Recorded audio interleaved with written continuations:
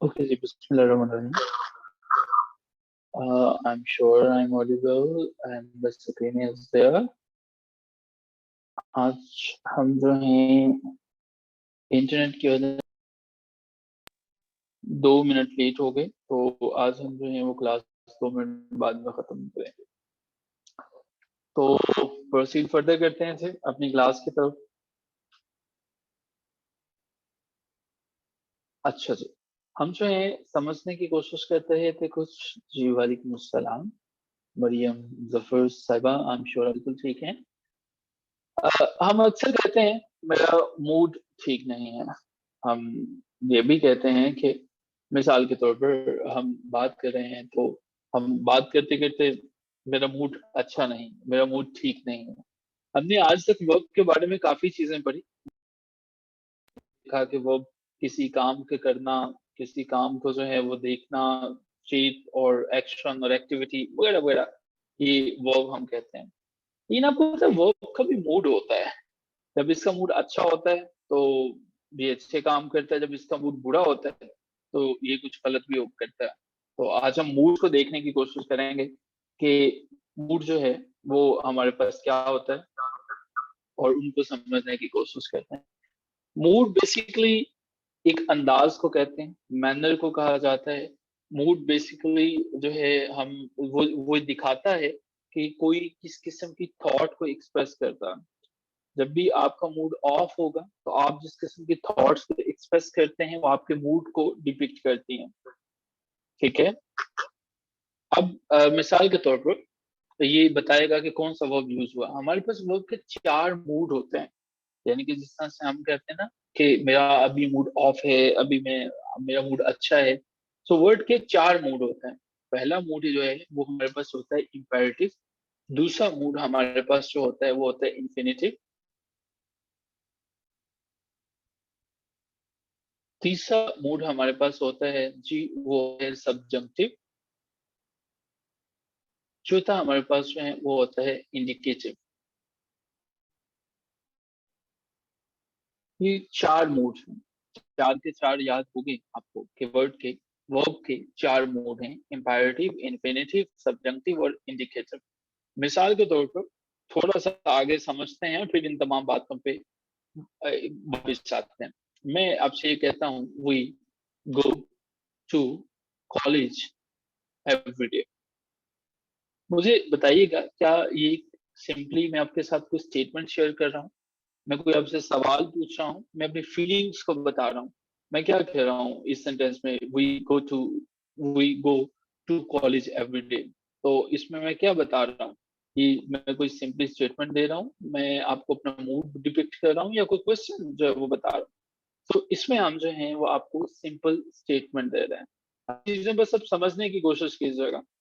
पहले नंबर पे मैंने एक सिंपल सी स्टेटमेंट दी। दूसरे में देखिएगा, how is your corporation going on, ये दूसरा है। अब मुझे जरा इसमें बताइएगा, क्या मैं कोई स्टेटमेंट दे रहा हूँ, क्या कोई फीलिंग एक्सप्रेस कर रहा हूँ, कोई क्वेश्चन पूछ रहा हूँ, क्या कर रहा हूँ मैं यहाँ पे मैं आपसे एक क्वेश्चन पूछ रहा हूँ। सो आई एम आस्किंग क्वेश्चन।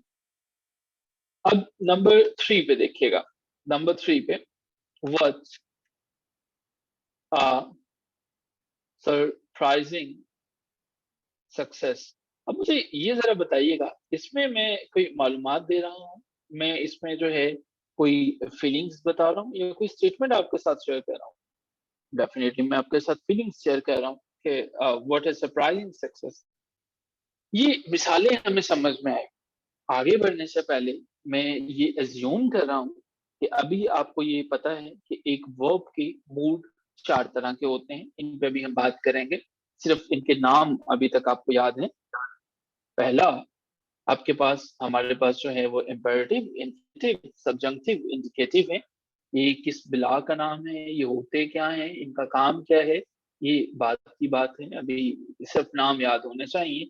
और दूसरा, सिंपल स्टेटमेंट क्या होती है, आस्किंग क्वेश्चन और फीलिंग्स वाले स्टेटमेंट क्या होती हैं, इनके बारे में आपको पता है। यहाँ पे यहाँ तक कहानी क्लियर है। अब थोड़ा सा और आगे बढ़ते हैं। देखिए, जब मैं अपने ऑफिस में होता हूँ तो मेरा जो कि वहां पे हमें पीएन हैं, कुछ काम करने वाले हैं, वो वहां पे हुक्म दिया जाता है तो वो हुक्म मान भी लेते हैं। उस वक्त मेरा मूड इम्पेरेटिव होता है। घर में आके हुक्म दें तो घर वाले उठा के बाहर निकाल दें कि चलो भाई, तुम कौन होते हो हुक्म देने वाले। लेकिन ऑफिस में जो है वो मान लेते हैं, उनकी मेहरबानी। लेकिन जब हम छोटे बच्चों से बात करते हैं तो वो उन्हें हुक्म दें तो वो कहते हैं हुक्म ना दें, हमें नसीहत कोई करनी है तो करें, वरना ऐसी बातें नहीं करें। तो जब मैं ऑफिस में था, मैंने कमांड दी, मैंने उसको हुक्म दिया, वो मेरा इम्पेरेटिव मूड था कि उसने मेरा काम मान लिया। मैंने उसे कहा कि ये लेके आओ, वो बाउंड है पानी लाने के लिए। घर में आया, छोटे बच्चे को मैंने समझाने की कोशिश की कि ये जो तुम टाइम जाया करते रहते हो फेसबुक पे, इसको छोड़ो और कुछ किताब खोलो और पढ़ना शुरू कर दो। एक पीस ऑफ एडवाइस मैंने उसे दी, उसने मान ली, उसकी मेहरबानी है। तो इसके अलावा कभी किसी के लिए कोई दुआ कर दी। ये जो सारी की सारी बातें, ये हैं एग्जाम्पल्स हैं इंपैरेटिव मूड की, जो पहला मूड है। सो हम इसको समझने की कोशिश करते हैं कि इंपैरेटिव मूड क्या होता है। एक ऐसा मूड जो कि एक्सप्रेस करता है। ये लफ्ज एक्सप्रेस बड़े कमाल का है। अगर मैं इसमें से निकाल दूं ना, ये एक्स, वैसे जब मैं लिखता हूँ काफी चीजें ध्यान में आप आ जाती हैं आप सबके। ये एक्स जब मैं निकालता हूँ तो अब देखिए, प्रेस, प्रेस का मतलब होता है कुछ दबाया हुआ, ऐसी चीज जिसको प्रेस किया होता है, कुछ दबाया हुआ। ये जब एक्स लगा दिया, जो दबा हुआ था जब उसको बाहर निकाला, वो एक्सप्रेस हो गया। ठीक है, वो एक्सप्रेस हो गया। तो इम्पेरेटिव मूड का मकसद होता है वो एक्सप्रेस करता है, वो दिखाता है जो अंदर होता है।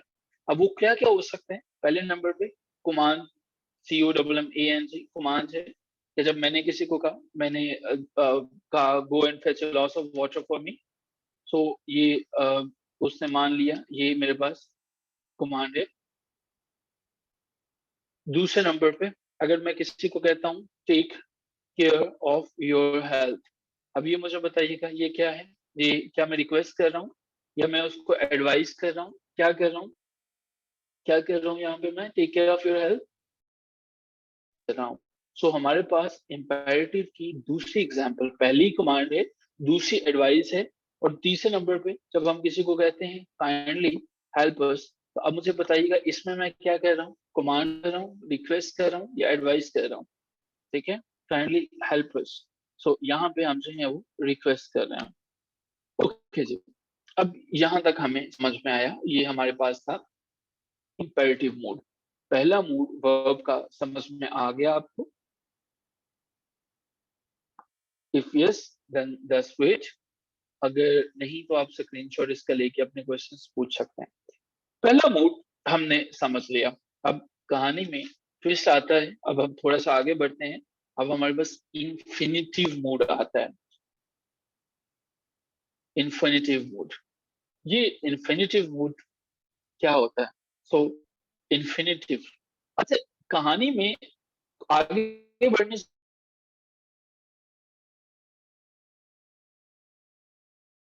पहले कुछ चीजें इंपॉर्टेंट होते हैं।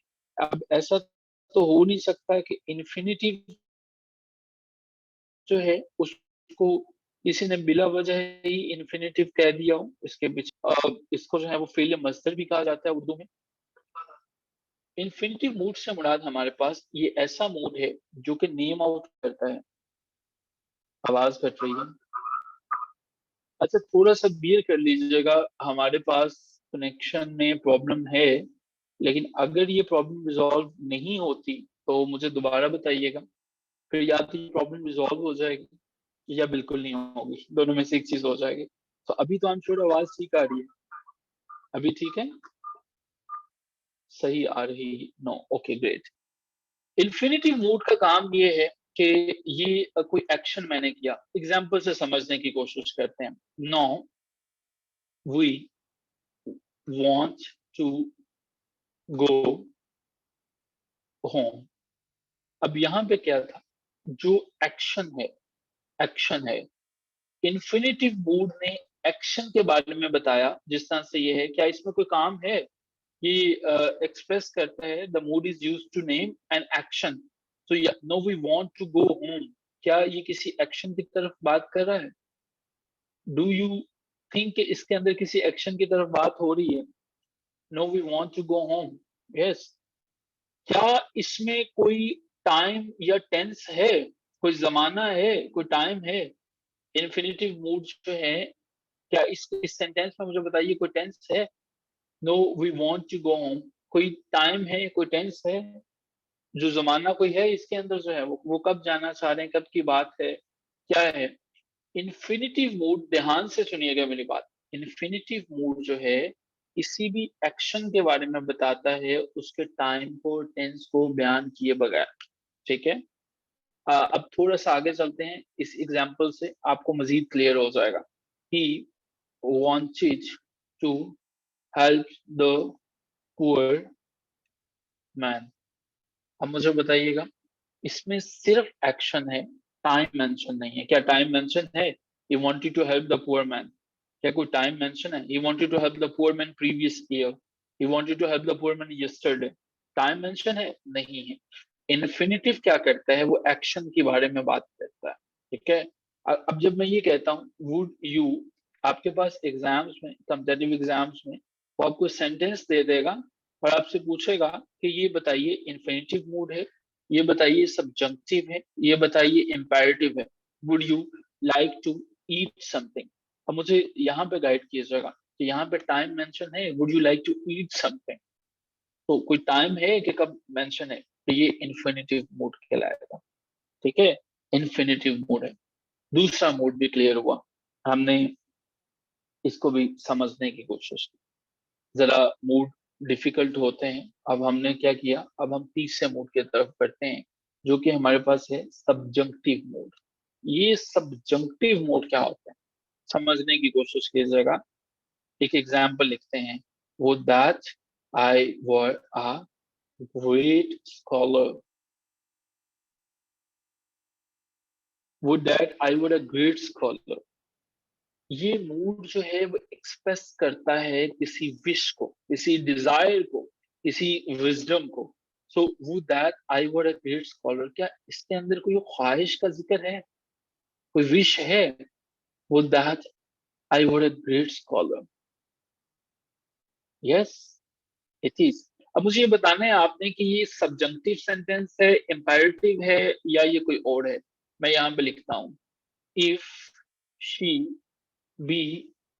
अब देखते हैं कौन जीनियस इसको आइडेंटिफाई करते हैं। Let her be, if she be guilty let her be punished।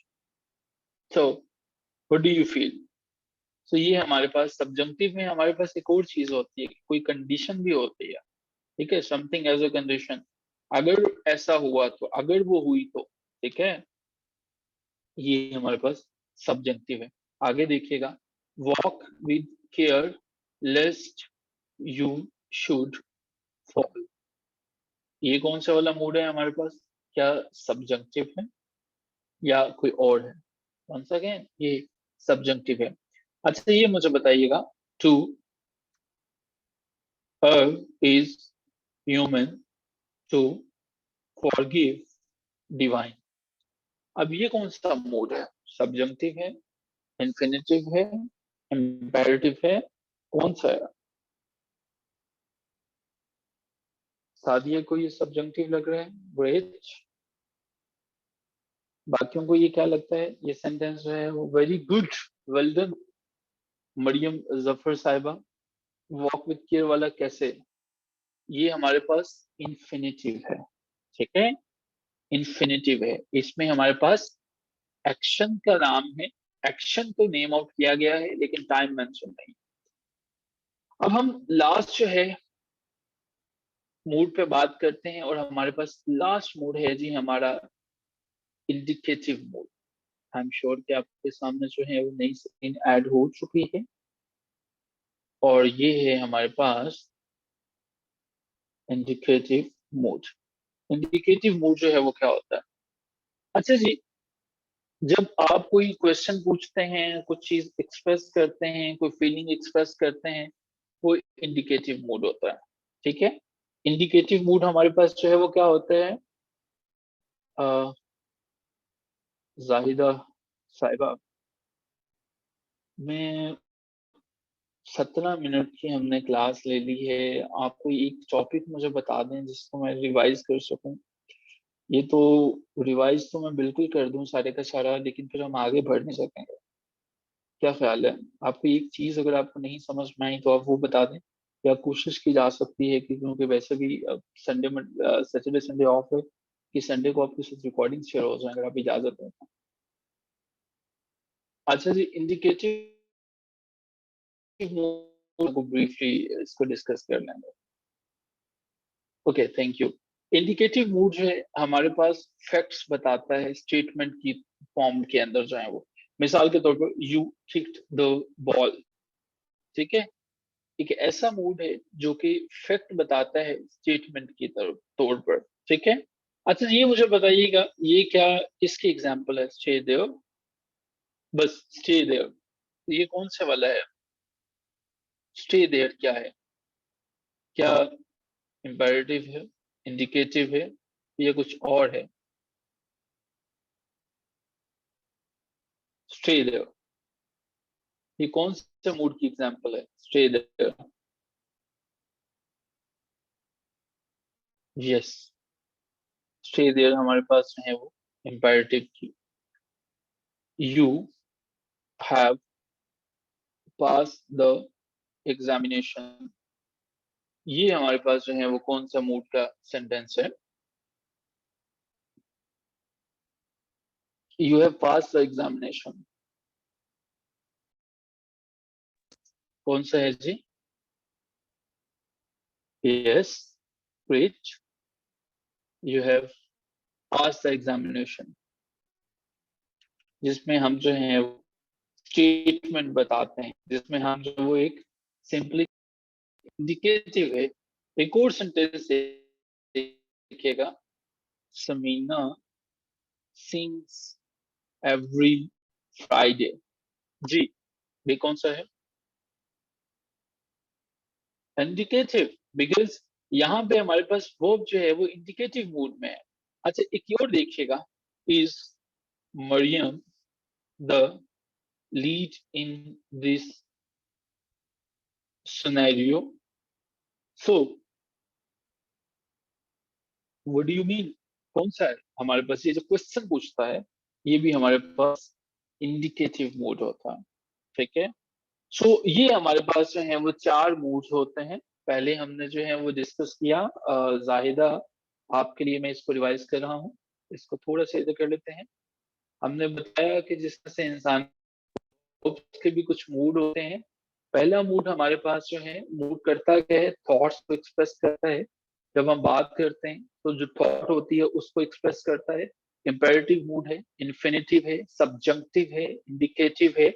हमने ये समझने की कोशिश की कि सिंपल स्टेटमेंट क्या होती है, जिसमें मैंने एक फैक्ट दिया, we go to the college every day, जिसमें मैं क्वेश्चन पूछता हूँ वो स्टेटमेंट कैसी है, और फीलिंग्स को जो डिपिक्ट करती हैं वो कैसी है। इम्पेरेटिव मूड में बताया, ऐसे हमारे पास सेंटेंसेस जिसमें मूड के अंदर हमें जो है वो कोई कमांड नजर आती है, ठीक है। तो इम्पेरेटिव मूड जो है वो एक कमांड को एक्सप्रेस करने के लिए, जो जब हम किसी को एडवाइस देते हैं उसके लिए और रिक्वेस्ट के लिए इस्तेमाल होती है। तो जो तीन चीजों को डील इनको करती है वो हमारे पास इम्पेरेटिव होती है। हमने ये समझने की कोशिश की। दूसरे नंबर पे हमने इन्फिनिटिव को समझा। हमने ये देखा, ये वो मूड है जो किसी एक्शन का नाम बताता है, टाइम या टेंस की बात नहीं करता। जैसे no we want to go home, इसमें हमें टाइम का नहीं पता। He wanted to have the poor man, कब करना चाहता था हमें नहीं पता। Would you like eat something, कब तुम खाना चाहते थे, इसने कब पूछा वो हमें नहीं पता, ये इन्फिनिटिव है। तीसरे नंबर पे हमने सब्जंक्टिव मूड की बात की। वो मूड है जो कि एक्सप्रेस करता है विजडम को। ये वो मूड है जो डिजायर को या किसी कंडीशन को, ठीक है, ये कंडीशन को जो है वो करता है। जिस तरह से हमने जो है इफ ही बी गिल्टी, अगर वो ऐसी हुई, लेट हर बी पनिश्ड, उसको सजा दे दें। सब्जंक्टिव किसी डिजायर को, would that I were a great scholar, कि मैं एक बड़ा स्कॉलर होता, ये इसकी जो है वो बात करता है। और लास्ट पे जो है हमने बात की इंडिकेटिव की, जो कि इंडिकेटिव क्या करता है, ये स्टेटमेंट और या क्वेश्चंस को डील करता है। सो आई एम श्योर कि आपको यहाँ तक चीजों का पता चला होगा। वीकेंड के लिए एक असाइनमेंट आपको मैं दे रहा हूँ। आपने टेंसेस के यूज को, जो टेंसेस हैं तमाम के तमाम, इन टेंसेस को रिवाइज करना है, क्योंकि टेंसेस आसान होते हैं आई एम श्योर कि आप जो है वो इनको आसानी से पढ़ लेंगे तमाम के तमाम टेंसेस को। इंडिकेटिव की क्या समझ नहीं आई? मुझे इंडिकेटिव में हमने ये समझने की कोशिश की है कि ये वो मूड है जो कि स्टेटमेंट पे या क्वेश्चंस के ऊपर अप्लाई होता है। जब वर्ब जो होते हैं स्टेटमेंट बनाने के लिए, यू द वर्ड एक सिंपल स्टेटमेंट, ये इंडिकेटिव मूड है। ठीक है, जब क्वेश्चंस पूछने के लिए is marine the lead in this scenario, ये है जब क्वेश्चंस का मूड होगा या स्टेटमेंट होगी तो वो वहां पे एक्टिव मूड है, जो इंडिकेट कर रहा है, जो कुछ जाहिर कर रहा है, जो फीलिंग्स को एक्सप्रेस करता है। जिस तरह से हमने जो है वो ये बताया, आई एम सॉरी, जो स्टेटमेंट को और क्वेश्चंस को जो जाहिर करता है, जो इन दोनों को डील करता है, वो हमारे पास इंडिकेटिव मोड है। ठीक है, क्लियर समीना राणा साहिबा? मैं भी शेरा में समझ नहीं पाया कौन से सेंटेंसेस, आप अगर दोबारा इसको लिखने में वजाहत से तो शायद मैं आंसर कर सकूं। अच्छा जी, एक चीज कम्पिटेटिव एग्जाम्स में जिसके मुतालिक आपको काफी एमसीक्यूज आते हैं, वो है जी सब्जेक्ट वर्ब एग्रीमेंट, AGREEMENT। क्या होता है ये जी सब्जेक्ट वर्ब एग्रीमेंट? किस बला का नाम है? देखिए, ये बहुत जरूरी है हमारे पास कि हम सब्जेक्ट वर्ब एग्रीमेंट को समझें, अगर हमें जूम ने इजाजत दे दी कि कहीं भी ये ठीक जगह हम लिख सकें। याद कुछ नहीं करना है, अभी तक आपने रिवाइज करना है। हमारे पास टेंसेस जो हैं, जमाने जो हैं, वो प्रेजेंट इंडेफिनिट क्या है, प्रेजेंट कंटिन्यूस क्या है, इन तमाम को एक दफा देख लीजिएगा, याद नहीं करना। ठीक है, अच्छा जी, अगर मैं ये लिखूं, she does his duty carefully, क्या ये ठीक है? She does his duty carefully, क्या ये ठीक है?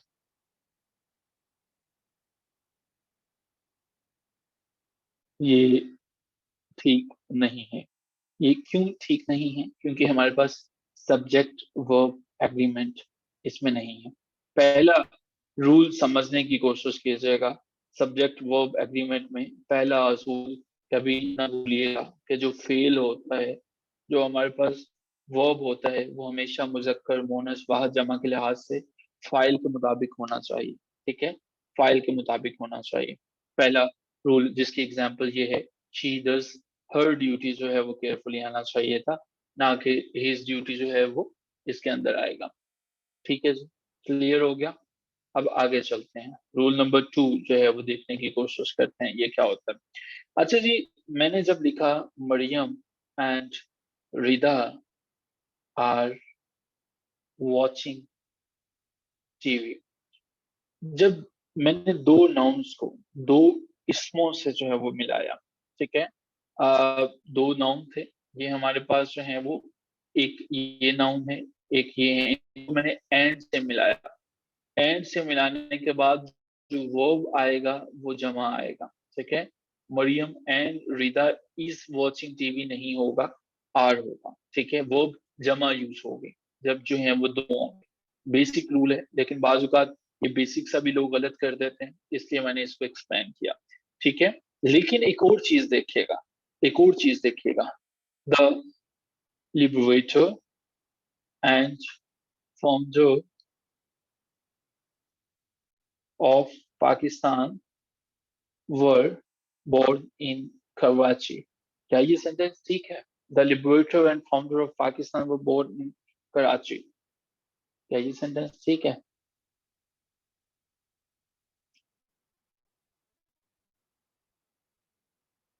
लेकिन अभी तो हमने डिस्कस किया कि जब भी हम जो है एंड के साथ जो है वो जोड़ेंगे, तो फिर तो हम इसमें वर्ड इस्तेमाल करेंगे ना, जमा इस्तेमाल करेंगे। तो आपको नहीं लगता ये बिल्कुल ठीक है, the liberator and founder of Pakistan were born in Karachi? No, नहीं ठीक है। जब दो नाउन मिलकर, जब दो इसम मिलकर बाद में एक बन जाते हैं, लिबरेटर भी वही है, फाउंडर ऑफ पाकिस्तान भी वही है, तो यहाँ पे फिर वॉज नहीं आएगा, सॉरी वर्ड नहीं आएगा, वॉज आएगा।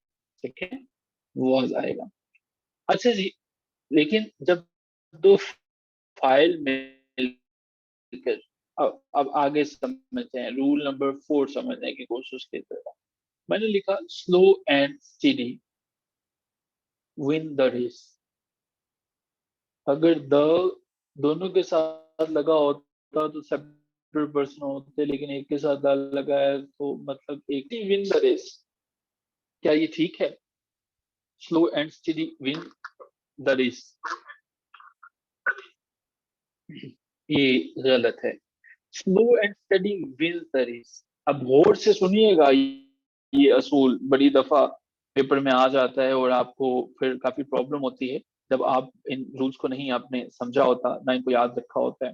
देखिए, जब आपके पास दो फाइल, दो काम करने वाले मिलकर एक तस्वुर पैदा करते हैं तो वो अब वाहिद तस्वुर होता है।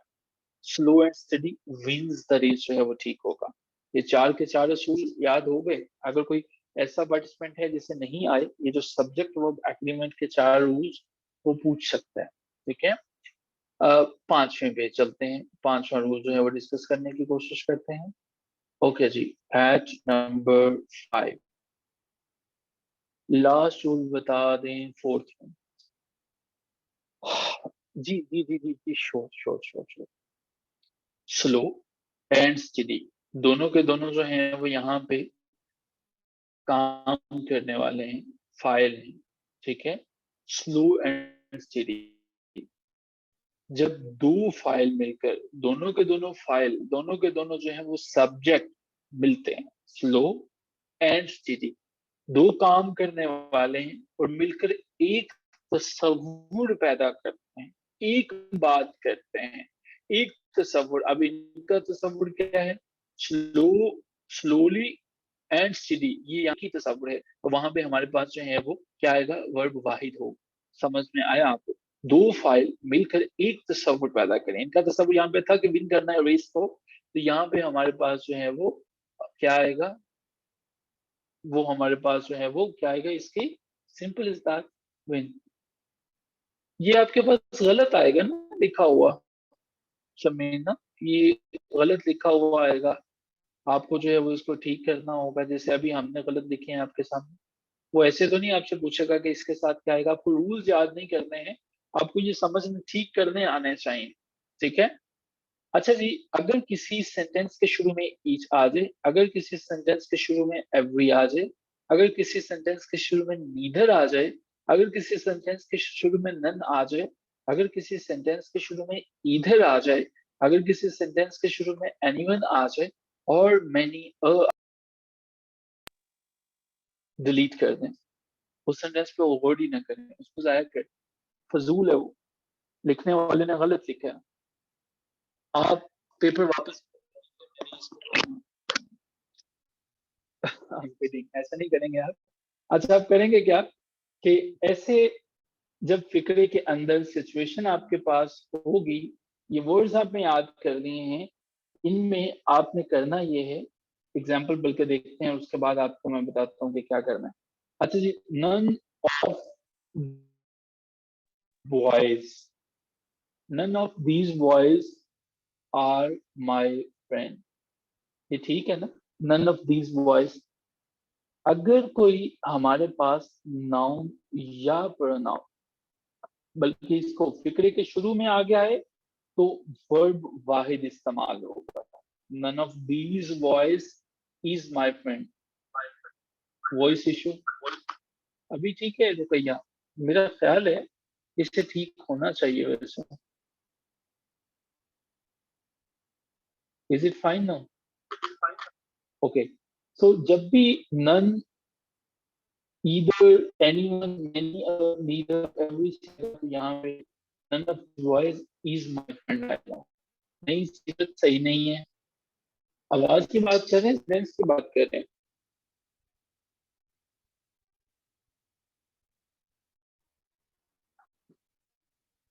ओके, दैट्स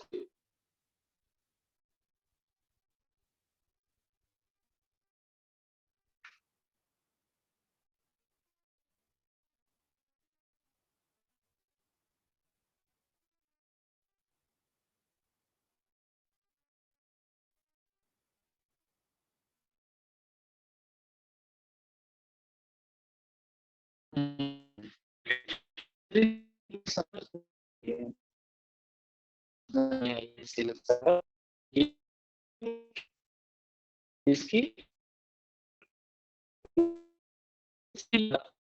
ये जो है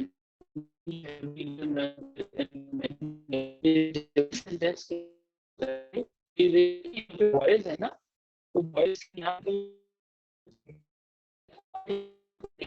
स्कूल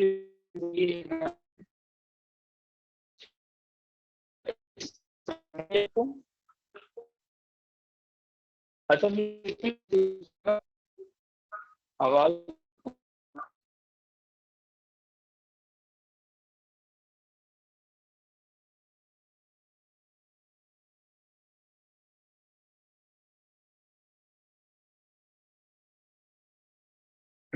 तो ये स्कूल था। Okay, that's great that you guys are enjoying the discussion. अच्छा चलिए हम वापस चलते हैं और आपके स्कूल को तबाह करने की कोशिश करते हैं दोबारा से। आपको अंग्रेजी के डिफरेंट और डिफिकल्ट असूलों को सिखा के आपके असूलों को आप सीखें और उसके साथ ये स्कूल आपका खत्म करते हैं। अच्छा जी, हम बात कर रहे थे मिस सीरत साहिबा का एक सवाल, उनको हम आंसर कर रहे थे। तो ये चीजें हमारे सारे के सारे जो हैं वो हैं। अच्छा एक कुछ असूल और जो कि बड़े कॉमन से हैं लेकिन फिर भी आपके लिए कि आपको याद रहें, याद रखिएगा ये जो कैटल हैं ये जमा है, देखने में वाहिद लगते हैं। ये पीपल जो हैं ये जमा है, पोल्ट्री जो है ये जमा है, लेकिन लगते जो हैं वो वाहिद हैं, लेकिन ये जमा है, ठीक है। इनको कभी भी जो है वो वाहिद के तौर पर इस्तेमाल ना कीजिएगा। वर्मिन है, जेंट्री है, वगैरह वगैरह वगैरह। इसी तरह से कुछ ऐसे हमारे पास वर्ड्स हैं जो कि लगते हैं कि ये जमा है लेकिन वो वाहिद है। न्यूज है हमारे पास जो है वो, हेयर है हमारे पास, ब्रेड है। अच्छा ये 6 लिख लें, इसमें कोई बात नहीं है। क्या हो गया, अच्छा आप ये ले इसको 6 लिखते हैं। आपका स्पून भी तो बर्बाद करना था, तो वो हो गया, ठीक है। सीरत अब आप ना एंड पे मुझे याद करवा दीजिएगा। आई थिंक कि हमने काफी क्या सीरत के अलावा कोई और हैं जिन्हें समझ नहीं आ सका वो सिंपल सा each every neither none either के वो जब शुरू में आ जाए तो बस वो सिंपली जो है वो आपने क्या करना है कि उसके बाद प्लूरल इस्तेमाल नहीं करना और वाहिद इस्तेमाल करना है। जी जी, वो वही है, ठीक है। सर 6 भी नहीं समझ में आया। अच्छा सीरत अपना जरा माइक ओपन करें प्लीज, मुझे ना लगता है कि कहीं और प्रॉब्लम है। आप माइक ओपन करें जरा, मैं आपसे बात करना चाह रहा हूँ ताकि मैं देख सकूं कि आपकी इंग्लिश पे ग्रिप कैसी है और किस लेवल पे मुझे जाके समझाना है। काइंडली जरा माइक अपना ओपन कीजिएगा, आपको मैंने अलो किया है कि माइक आप ओपन करें। I need 30 seconds from you, please switch on your mic, unmute yourself. I have allowed you. So very bad. That's very fine. I'm not saying कि हम जो हैं वो इस पर बात करेंगे. I just need to understand कि आपकी टेंसेस को लेके और ये जो हम बड़ी बेसिक्स पे बात कर रहे हैं ना, इनको each, every, neither, none, ऐसा हो सकता है, मुझे भी नहीं इंग्लिश आती थी इस जमाने में। तो लेकिन उसके बाद क्या किया कि इसको प्रैक्टिस करने के बाद हमें पता चला ये बहुत सिंपल सा रूल है। मैंने ये कहा आप ऐसा करें, आप अभी से जो है वो सीरत इसको समझने की कोशिश करें और हर रूल के बाद आपने लाजमी तौर पर कमेंट करना है ताकि मुझे पता चले आपको समझ आ रहा है या नहीं। सर आपकी आवाज नहीं आ रही थी इसलिए, चलें अब तो आ रही है ना आपको, अब ठीक होगा, ठीक है। जो माजी में हुआ वो उसको छोड़ें, अब अभी देखिएगा। मैंने ये अर्ज किया कि ये जो वर्ड्स हैं ये दिखने में वाहिद लगते हैं, ये रूल 6 की बात कर रहा हूँ, लेकिन ये सारे के सारे जो हैं वो जमा है, ठीक है। अगर हम ये लिखें, इसकी एग्जांपल देखिए, बल्कि कैचल ग्रेजिंग इन द फील्ड। तो क्या ये सेंटेंस ठीक है? सीरत भी बताएंगे, बाकी भी बताएंगे। Cattle is grazing in the field, तो सीरत यहाँ पे क्या आएगा? यहाँ पे आर आएगा, ठीक है।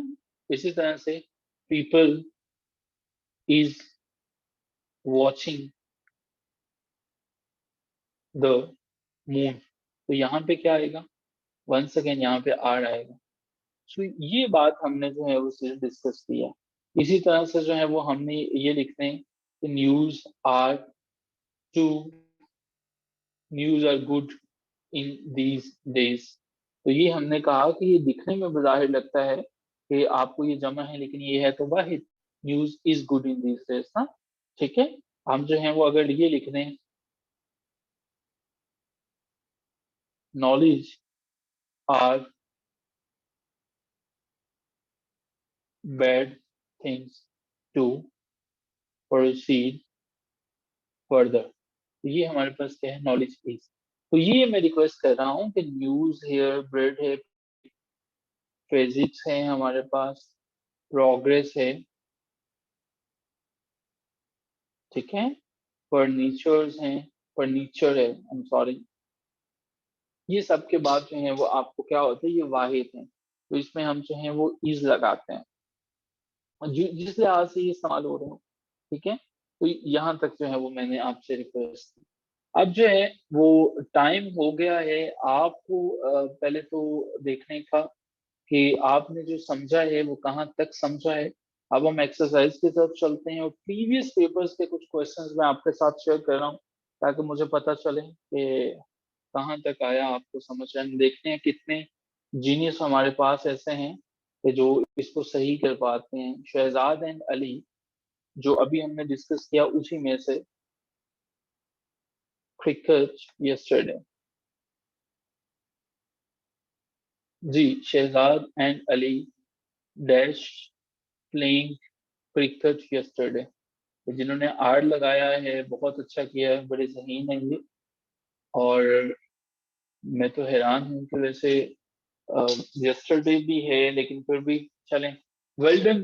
ये किन्होंने लिखा है, रुबाब इज द जीनियस पर्सन, जिन्होंने बताया कि यस्टरडे है, तो यहाँ पे हमारे पास जो है वो वर्ल्ड प्लेइंग क्रिकेट है। रिमेंबर ये प्रीवियस पेपर में से लिया गया क्वेश्चन है, तो